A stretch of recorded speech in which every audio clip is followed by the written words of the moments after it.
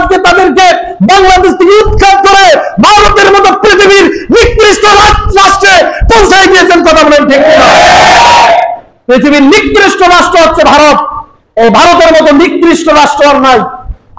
দুনিয়া থেকে বিদায় করে দিয়ে আল্লাহ পাক ইমানদারদেরকে ক্ষমতায় বসায় দেন। সুবহানাল্লাহ বলবেন না? আল্লাহ পাক কোরআনে কারিমে দেখেন সূরা ইব্রাহিমের 13 থেকে 15 নম্বর আয়াতে আল্লাহ পাক উল্লেখ করেছেন। আল্লাহ পাক বলেন ওয়াকালাল্লাযীনা কাফারু লিরুসুলিহিম লানুখরিজান্নাকুম মিন আরদিনা। ওই জালেম যারা কাফের তারা নবীদেরকে ডাক দিয়ে বলেছিল যে আমরা অবশ্যই তোমাদেরকে আমাদের এই জনপদ থেকে বের করে দেব, তোমাদেরকে বাতিল ঘোষণা করব, অবাঞ্ছিত ঘোষণা করব। ভাইরা, আজকে বাংলাদেশে যারা ইসলামী আন্দোলনকে বাতিল করতে চেয়েছে, যারা কথায় কথায় বলেছে ইমানদারদেরকে এই দেশে থাকতে মন না চাইলে পাকিস্তানে গিয়ে চলে যাও, আল্লাহ পাক আজকে তাদেরকে বাংলাদেশ থেকে উৎখাত করে ভারতের মতো পৃথিবীর নিকৃষ্ট রাষ্ট্রে পৌঁছায় দিয়েছেন। কথা বলেন ঠিক না? পৃথিবীর নিকৃষ্ট রাষ্ট্র হচ্ছে ভারত। এই ভারতের মতো নিকৃষ্ট রাষ্ট্র আর নাই। আছে নাকি? ভারতের মতো নিকৃষ্ট রাষ্ট্র আর নাই। ভাইরা, যারা মানুষের প্রতি জুলুম করে, অন্যায় করে, বিচার করে।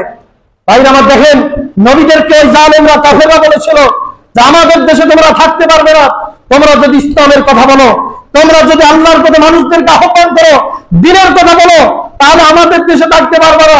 অন্য জায়গায় গিয়ে ধর্মের প্রচার করো, এই জায়গায় চলবে না। বলি নাউজুবিল্লাহ।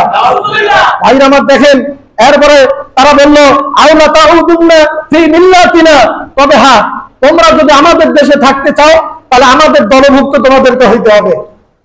নাউজুবিল্লাহ বলবেন না? আমাদের দল তোমাদেরকে করতে হবে, আমাদের ধর্ম তোমাদেরকে মানতে হবে যদি আমাদের দেশে থাকতে চাও।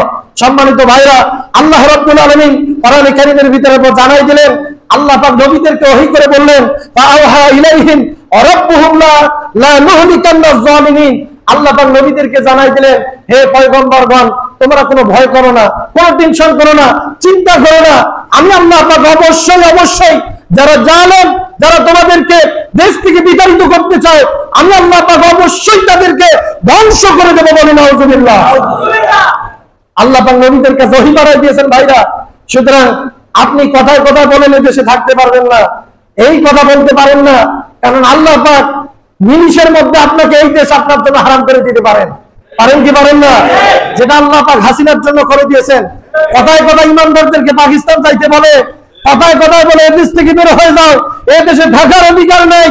ভাইরা আমার আল্লাহ পাক বলেন, যারা জালেম, যারা ইমানদার বান্দাদেরকে বের করে দিতে চায়, আমি আল্লাহ পাক তাদেরকে দেশ ত্যাগ করে ছাড়ি। চিৎকার দিয়ে বলি নাউজুবিল্লাহ।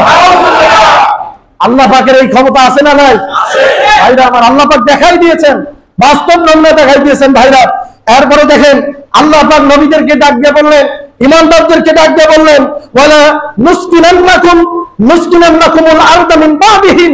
হে ইমানদারগণ, হে নবীগণ, তোমরা কোনো ভয় করো না, টেনশন করো না। আমি আল্লাহ পাক তাদেরকে ধ্বংস করে দিয়ে তাদের জায়গায় আমি আল্লাহ পাক তোমাদেরকে রাষ্ট্রীয় ক্ষমতায় প্রতিষ্ঠিত করবো। বলি সুবহানাল্লাহ। সম্মানিত ভাইরা, ইনশাআল্লাহ বাংলাদেশে আল্লাহ পাক জালেমদেরকে উৎখাত করেছেন। জালেমদেরকে উৎখাত করার মাধ্যমে আল্লাহ পাক ইমানদারদেরকে ক্ষমতায় বসাবেন। আল্লাহ পাক ইমানদারদেরকে ক্ষমতায় বসাবেন। ইনশাআল্লাহ ইমানদাররা আল্লাহর কোরআন দিয়ে বাংলাদেশ পরিচালনা করবে। ইনশাআল্লাহ ভাইরা, আল্লাহ পাক ওয়াদা দিয়েছেন ইমানদারদেরকে। তবে ভাইরা, আল্লাহ পাক শর্ত লাগাই দিয়েছেন, আল্লাহ পাক ইমানদারদেরকে ক্ষমতায় বসাবেন যদি ইমানদারদের ভিতরে আল্লাহকে ভয় করার গুণ থাকে।